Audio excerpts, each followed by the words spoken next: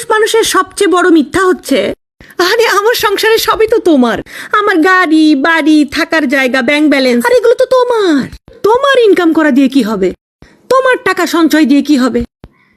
বোন রে, যদি ঝগড়া লাগে, কোনো একটা ফল্ট বাড়ায়, একবেলা লাগবে তোমাকে এই বাড়ি থেকে বের করে দিতে।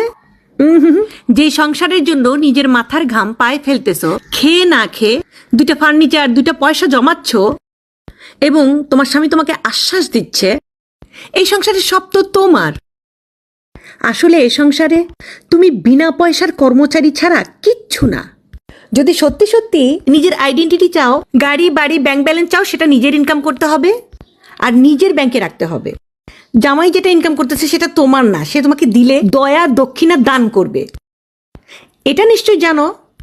পুরুষ মানুষের সবচেয়ে বড় মিথ্যা হচ্ছে, আরে আমার সংসারে সবই তো তোমার।